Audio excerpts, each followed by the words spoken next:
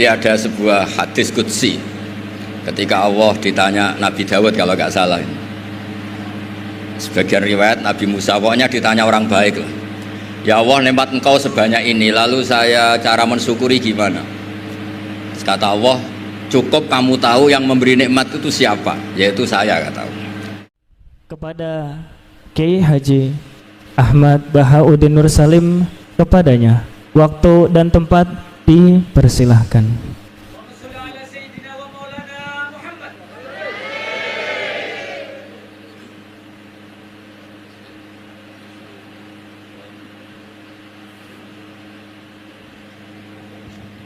Assalamualaikum warahmatullahi wabarakatuh. Bismillahirrahmanirrahim. Alhamdulillahirabbil alamin, wassalatu wassalamu ala asyrofil mursalin sayyidina maulana Muhammadin wa ala alihi washabihi ajmain. Amma ba'du. Yang kita hormati bersama guru kita bersama Kiai Haji Abdul Wahab Maimun, semua keluarga besar Mbah Maimun, Gus Yofur, Neng Nadia, semuanya kita hormati, dari Pertamina semuanya, wonten Mas Ari, wonten Mas Solihin, Mas Latif, semuanya saya hormati. Saya sebetulnya sudah 3 tahun yang lalu sering dimintai ngaji sama Pertamina, dan karena saya sudah daftar jadi resi, tengok-tengok di rumah itu sudah nggak mau ya. Alhamdulillah Pertamina punya cara yang agak nggak benar, itu memanfaatkan Gus Yofur ngundang saya. Semoga Allah memaafkan. Itu otak politiknya masih jalan. Tapi alhamdulillah, semoga ini kesalahan yang dimaafkan Allah Subhanahu wa taala. Karena politik itu penting. Dulu itu ada orang berdoa di depan makam Rasulullah SAW. Itu doanya itu agak mengganggu, itu agak menteror. Ya Allah, jika saya jadi orang baik, maka yang senang ini kekasihmu, yaitu Rasulullah SAW. Tapi kalau saya jadi orang jelek, itu yang senang musuhmu, yaitu setan. Monggo, terserah jenengan mau menyenangkan kekasih jenengan atau menyenangkan musuh jenengan, monggo, monggo.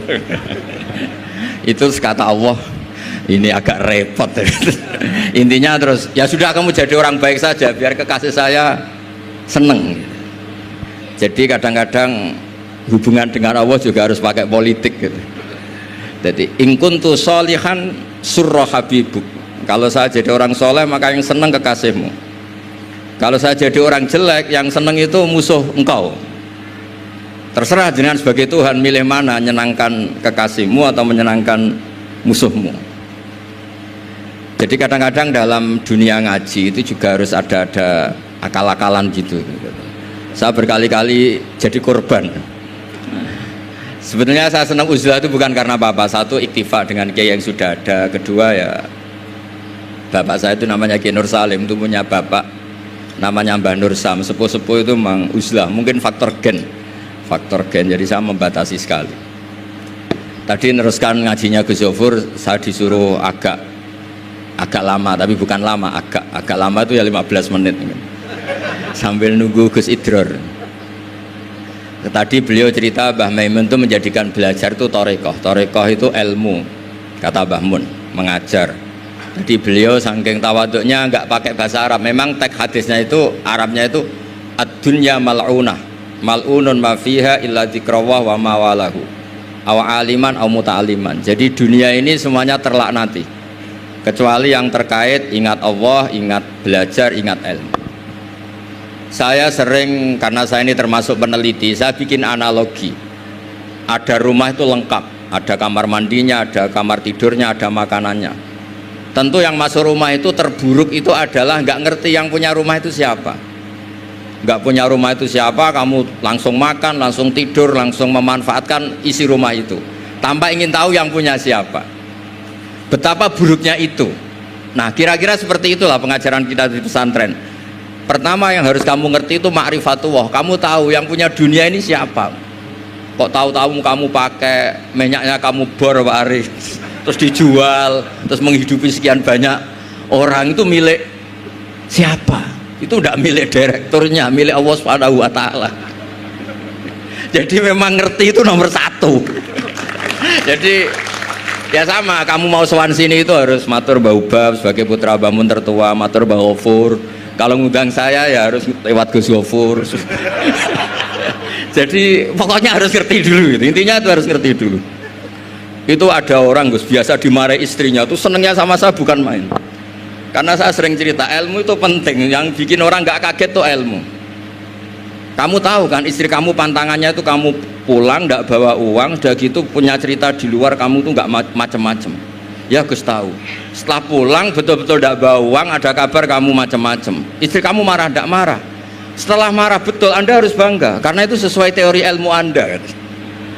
Akhirnya setiap dimarahi istri itu dia bilang ternyata ilmu saya akurat. Ilmu saya benar gitu. Jadi ilmu itu penting supaya kalau kita ngalami apa itu tidak kaget. Di mana-mana atasan itu ya marahi bawahan. Bawahan itu takut sama atasan. Suatu saat kamu dimarahi Pak Ari, ya berarti sodako ilmu saya memang akurat. Karena tidak ada ilmu yang mengajarkan bawahan marah sama atasan. Ya sudah, anggap saja itu sesuai teori. Jadi enak lah, anut ilmu itu enak. Tadi kalau Gus Ghafur cerita dulu di Madrasah Sarang sampai di Al-Azhar, itu takutnya kiai itu kalau diancam santri itu boyong. Memang ketika saya ngaji sama mas saya Sarang termasuk sama Mbak Ubab itu masyhur itu, kalau ada orang nggak naik kelas itu kiainya diancam saya naik atau kembali ke terminal. Itu kiai biasanya takut. Itu cerita terkenal. Ternyata di Al-Azhar sama, tadi ada anak Thailand nggak hafal 8 juz bawa tiket Gus. Saya pulang ke Thailand tidak jadi orang, Pak dosen yang dosa lulus. Lah itu di cerita-cerita yang diceritakan Said Muhammad termasuk di Abu Abdul Farad juga gitu. Ada orang tuh dosanya banyak sekali, kesalahannya banyak sekali. Sampai diceritakan itu kesalahannya digelar itu tis'atan wa tis'ina sijilan. Kullu sijilin maddul basor. Jadi dokumen kesalahannya itu 99 bok kotak, per kotak itu sepanjang mata melihat. Sampai orang ini putus asa karena pasti masuk neraka. Tapi kata Allah, kamu tenang saja. Dan Allah itu sangat, ya kalau boleh dibahasakan itu sangat fair. Sampai Allah tanya, adzolamat kakatabati, apa para penulisnya itu dolim sama kamu sehingga sentimen kalau kamu jelek ditulis, kalau baik gak ditulis. Enggak Gusti, memang saya salah betul. Jadi diantara pertanyaannya Allah itu adzolamat kakatabati. Akhirnya terus sampai itu nyata salah, terus kata Allah, la zulma alaikal yaum, kamu tenang saja, kamu punya satu kebaikan. Terus Allah mengeluarkan satu kotak kecil. Terus kata orang itu, sudah Gusti, gak usah, gak penting. Masa 99 box dilawan kotak kecil. Tapi di situ isinya itu kalimat la ilaha illallah Muhammadur Rasulullah. Ketika malaikat disuruh nimbang sama, coba timbang kesalahan yang sebanyak itu dengan hadil kalimat. Fatosat as-sijillat.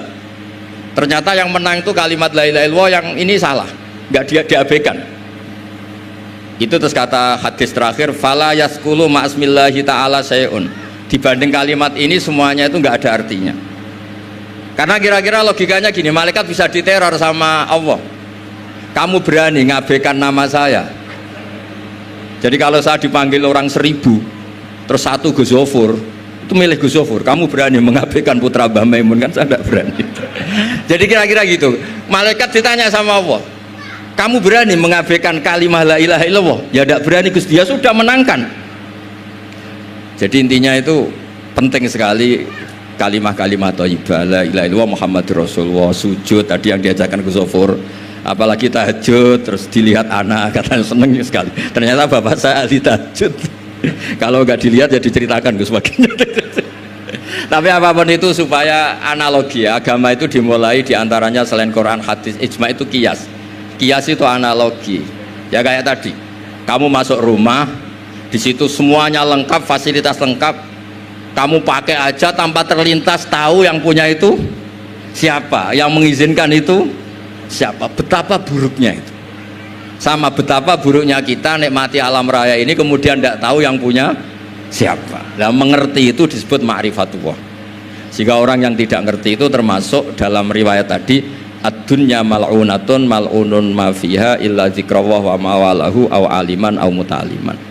Nggih niku ngoten mawon kata-kata sing bingung mboten kula tok, jenengan luwih bingung. Mergo napa nggih? Repot kabeh lho. Ilmu nak kakean repot. Kula mawon repot malah jenengan repot. Soale tak janjeni swarga ngoten mawon kersane seneng. Mau jare Gus Gofur ngoten. Ado-ado Semarang rene numpak bis mlebu hadis man salaka tariqan yaltamisu fi ilman sahalallahu lahu tariqan apa ilal jannah. Jadi pokoke ngaji teng adat pesantren guys, pokoke sing seneng wis mboten ngancam-ngancam wis. Wong niku wasiate bapak kula. Bapak kula sering cerita, wong ning omah diamuk bojone utange akeh, ning tempat ngaji diancam neraka. Dadi ning omah diancam, ning tempat ngaji diancam. Jadi min jahanam ila jahanam. Kata bapak saya, pokoke ngaji ku sing seneng. Alhamdulillah, guru saya juga guru bapak saya, Mbah Maimun tuh kalau ngaji ya guyon itu. Sampai pernah beliau cerita, aku tahu disalahno wong ngaji kok guyon terus. Dewe Bamun lucu. Mergo aku wis iso maca, cara rapati iso ya ora iso guyon, mergo wis meruntus roh kitab iku. Mas kok mikir tertipe piye wis meruntus. Ora kober apa? Guyon.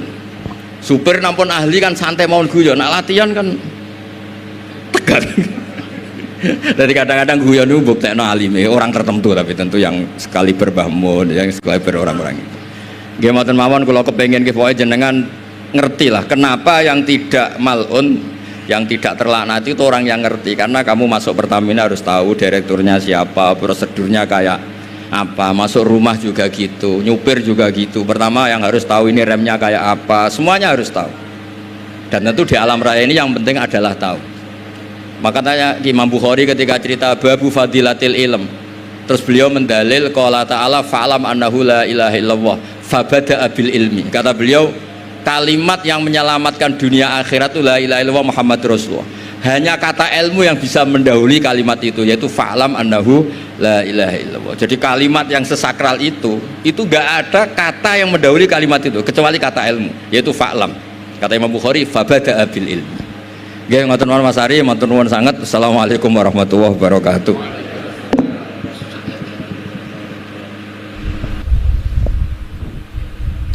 Kepada Kiai Haji Ahmad Bahauddin Nur Salim kita haturkan terima kasih. Kemudian sebelum kita beranjak kepada acara selanjutnya, kepada audiens dipersilahkan untuk bertanya. Satu dari perempuan dan satu dari laki-laki dipersilakan. Oke.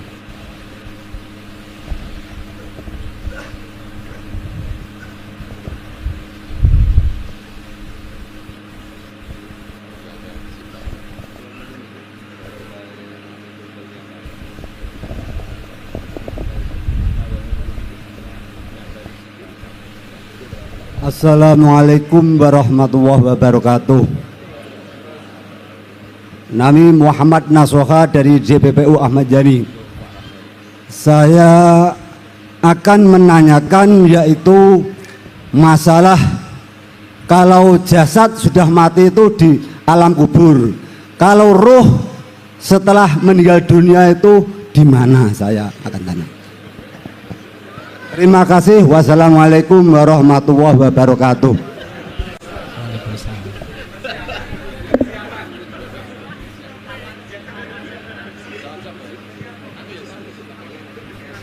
Cek. Mungkin dari perempuan ada yang mau bertanya, dipersilahkan. Yang dari perempuan,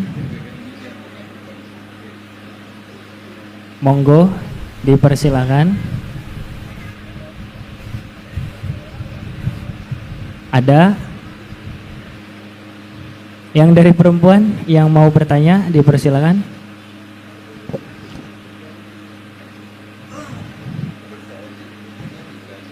Gak ada ya?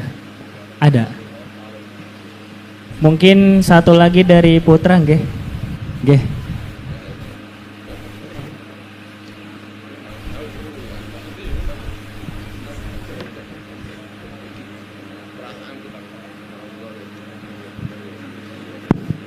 Terima kasih. Assalamualaikum warahmatullahi wabarakatuh. Agus dari Semarang. Yang pertama, pada hari ini kami sangat berbahagia karena bisa berkumpul di majelis ilmu ini. mudah-mudahan tergolong tadi yang muta'aliman atau mu'aliman. Yang ingin saya tanyakan pada Gus Baha,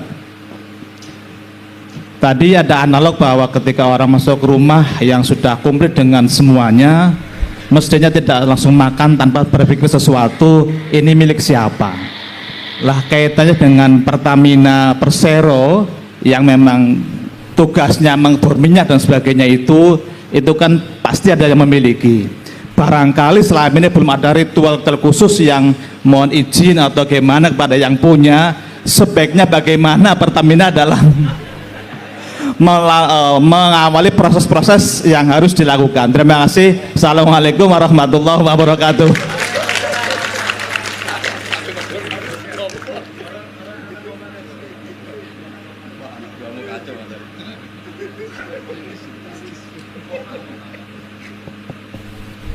Yang roh yang jawab Gus Iid, kalau itu saya yang jawab. Cek. Masalah roh. Rohnya gimana Gus? Ikut pesawat terbang apa enggak? Itu bagian pengisian bahan bakar. Pesawat. Ya, bismillahirrahmanirrahim. Assalamualaikum warahmatullahi wabarakatuh. Alhamdulillah wassalatu wassalamu ala rasulillah wa ala alihi wa sahbihi wa man wala wa la hawla wa la quwata illa billah. Amma ba'd, yang saya hormati seluruh masyayikh dan dari jajaran Pertamina, terlebih Kiai Haji Abdullah Gus Baha, Kiai Haji Abdul Ghafur, dan seluruhnya para ulama yang ada hadir di sini. Langsung saja mengenai roh itu yang saya baca, jadi Al-Quran itu mengatakan kullu syai'in halikun illa wajhah, semua itu akan hancur kecuali Allah subhanahu wa ta'ala. Namun sebagaimana adat Allah subhanahu wa ta'ala, yang mana di sini Allah mempunyai sunnat Allah, walan tajida li sunnatillahi tabdila walan tajida li sunnatillahi tahwila. Allah itu mempunyai kebiasaan, yang mana kebiasaan Allah itu subhanahu wa ta'ala itu memberi mustasnayat, likulli syai'in mustasnayat. Jadi umpamanya orang kalau makan biasanya kenyang, orang biasanya makan akan kenyang, tetapi sesekali kadang makan nggak kenyang.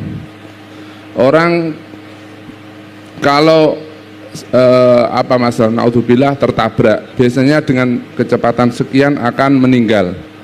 Tapi Allah subhanahu wa ta'ala ingin menunjukkan kekuasaan bahwasanya semua ini adalah kehendak Allah subhanahu wa ta'ala, yang mana alam, aturan alam itu juga yang membuat Allah, tetapi aturan alam itu tidak bisa mengatur semuanya, ternyata yang mengatur adalah Allah subhanahu wa ta'ala. Sesekali berbeda, ada sesuatu yang aneh dari aturan alam tersebut, entah nanti disebut mukjizat, karomat, maunah dan lain-lain. Nah, menurut ulama yang saya baca ya, itu roh ini termasuk mustathnayat beserta ada malaikat hamalatul arsy atau apa, itu yang kekal, termasuk surga kalau nggak salah. Surga itu kan ada khilaf. Surga itu sekarang sudah wujud, surga besok ini loh. Surga besok ini sudah wujud apa ghairu maujud. Nah itu, kalau sekarang sudah wujud, masa hancur dulu akan ada lagi. Nah, jadi termasuk pengecualian dari sesuatu yang hancur itu termasuk adalah roh. Jadi roh kita ini yang akan abadi ila yaumil qiyamah.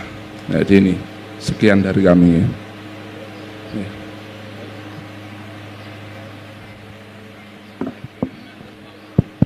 Ya, terima kasih ini ya Mbah Hasyim Asy'ari itu ya. Mbah Hasyim Asy'ari itu punya kitab namanya Risalatu Ahli Sunnah wal Jamaah. Mbah Hasyim Asy'ari itu pendiri Nahdlatul Ulama. Di bab-bab akhir itu ada cerita tentang yang ditanyakan oleh Pak siapa namanya? panasuha, ya. Ada perbedaan dalam memahami para ulama, tapi intinya ketika dicabut itu ya, kalau baik ya dibawa ke atas, kalau tidak baik ya mau di atas itu sudah ditolak, tapi terus kemudian dimasukkan ke dalam kubur, lalu ditanya oleh malaikat. Nah, yang menarik itu tidak di dalam kitab risalah itu yang saya baca, dan saya pikir saya perlu menyampaikan ini. Ulama itu yang diantara sekian penjelasan tentang roh itu yang paling masuk di hati saya itu yang ini. Itu kata ulama itu gini, kamu nggak usah nanya-nanya, nanti kalau kamu mati udah tahu sendiri gitu. Itu paling berkesan ya. Kesan, iya ya, benar ini. Kenapa kok harus dikhilafkan? Karena ulama itu imajinasi itu macam-macam. Ada yang katanya yang dihidupkan itu badannya cuma atas tok. Ada yang mengatakan semuanya. Ada yang mengatakan lagi saking bingungnya itu ya atasnya tapi bawahnya ikut-ikutan. Itu saking imajinasi. Terus ulama yang terakhir itu yang menarik. Udahlah, nggak usah nanya-nanya. Sebentar lagi kamu mati dan nah, tahu nanti kalau pengen ke dunia nanti bisa cerita-cerita setelah mati tapi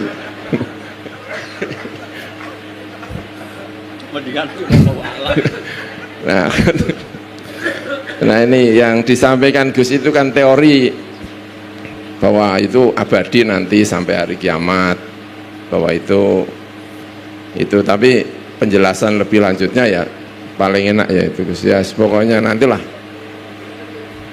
Ya semoga umurnya panjang ini jangan cepat-cepat tahu.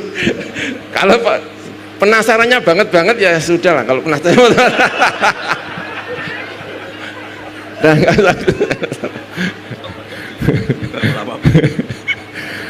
baik, itu yang saya sampaikan, terima kasih ya. Itu yang tanya siapa tadi itu? Agus. Seruat tanya. Bismillahirrahmanirrahim. Ini bedanya senior sama junior. Gus itu tuh junior. Jadi ini kasihan ini masa ngeralat jawaban adiknya. Jadi memang di antara cerita kitab tasawuf itu nanti orang paling pinter ketemu sama orang bodoh itu sama-sama kesimpulannya wallahu a'lam.